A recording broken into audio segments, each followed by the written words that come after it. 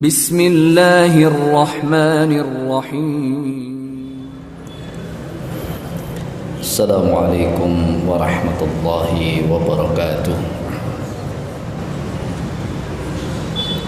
Alhamdulillahirabbil alamin wassalatu wassalamu ala asrafil anbiya'i wal mursalin sayyidina Muhammadin wa ala alihi wa sahbihi ajmain, amma ba'd. Qala ta'ala ya ayyuhalladzina amanu taqullaha haqqa tuqatih wa la tamutunna illa wa antum muslimun.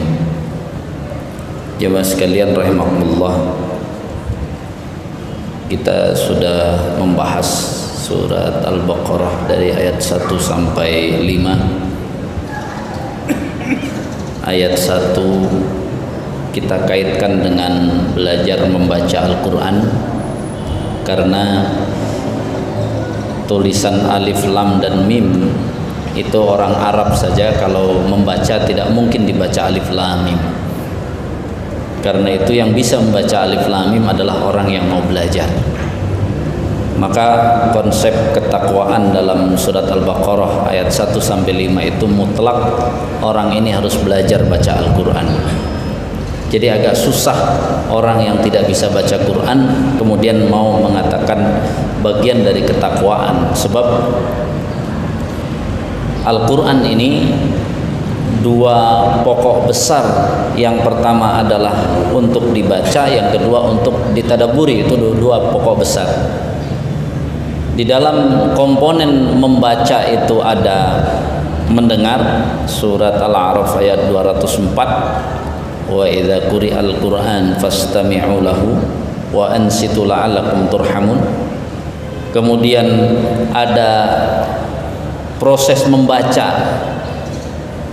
Salah satu makna dari warattilil Qur'ana tartila, surat 73 ayat 4, ataupun utlu ma uhiya ilaika minal kitab, itu surat Al-Ankabut ayat 45. Kemudian juga yang ada di dalam surat Al-Baqarah ayat 121 yang selalu dikaitkan dengan belajar membaca Al-Quran, alladzina atainahumul kitaba yatlunahu haqqa tilawatih. Itu bagian-bagian dari membaca sampai kepada menghafal. Menghafal ini bisa kita ambil dari surat Al-Muzammil surat 73 ayat terakhir, kalimat faqra'u ma tayassara minal Qur'an yang dikaitkan dengan salat, itu artinya bacalah yang mudah dari Al-Qur'an adalah yang sudah dihafal. Kemudian kita sudah sampaikan proses tadabbur, yang tentu data dari tadabbur itu yang pertama adalah tafsir. Jadi kita bicara tadabbur harus bicara mengumpulkan data dari tafsir, kemudian juga dari hadis-hadis, kemudian dari sirah, kemudian juga kalau ada penelitian zaman sekarang dari penelitian, kemudian ditambah hukum-hukum fikih.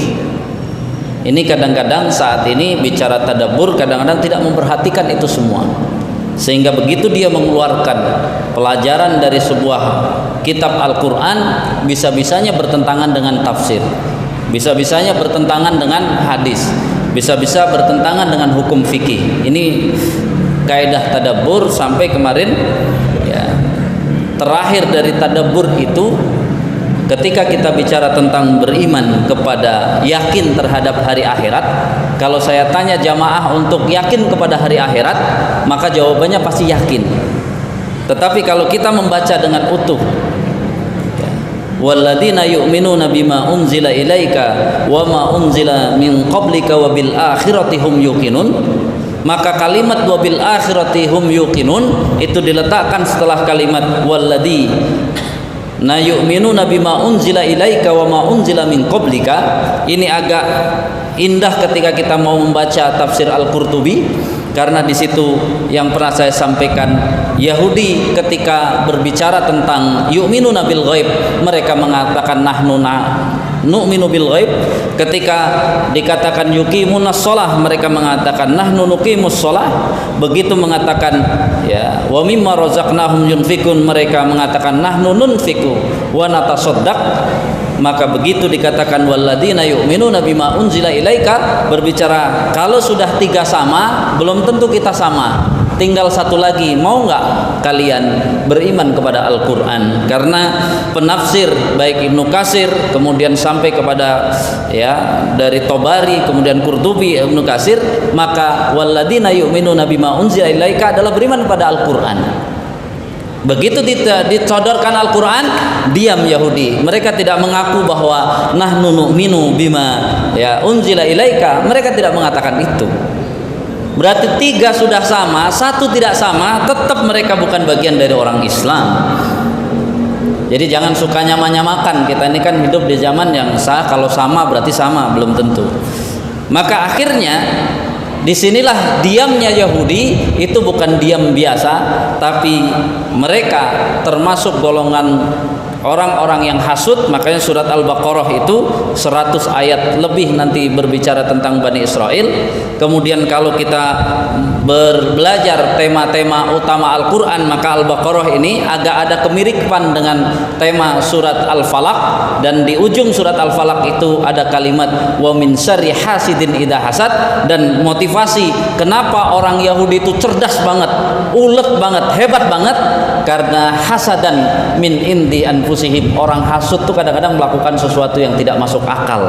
Ini proses sehingga jangan mengaku yakin terhadap akhirat kalau kita tidak bisa membedakan mana konsep Al-Quran dan mana konsep Yahudi. Sementara kita lahir di zaman kita, begitu lahir cara gaulnya cara gaul Yahudi, cara dagangnya cara dagang Yahudi, cara bicaranya cara bicara Yahudi.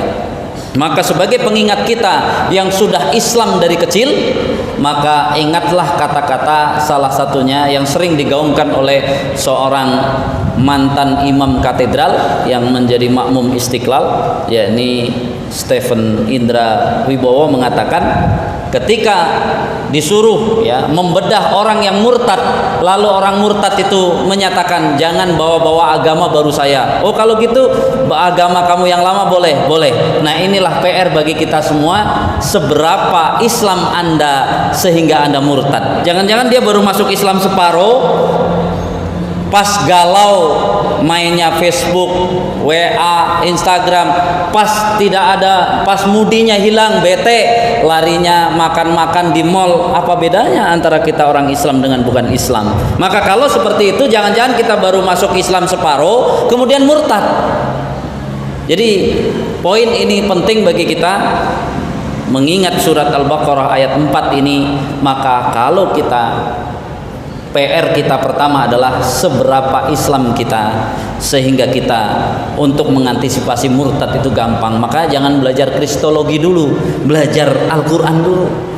Kadang-kadang orang sekarang semangat dengar kristologi langsung belajar kristologi. Satu kasus yang disebutkan murid kristolog nasional ada yang murtad, kan luar biasa. Nanti ini PR bersama kita. Mudah-mudahan dengan kalimat ini jangan bilang beryakin terhadap akhirat sebelum kita mau bersusah payah untuk memahami konsep-konsep Al-Quran yang akan melawan konsep-konsep Yahudi yang sudah ditularkan kita dari kecil sampai umur kita saat ini. Subhanaka Allahumma wa bihamdika asyhadu an la ilaha illa anta astaghfiruka wa atubu ilaik. Assalamualaikum warahmatullahi wabarakatuh.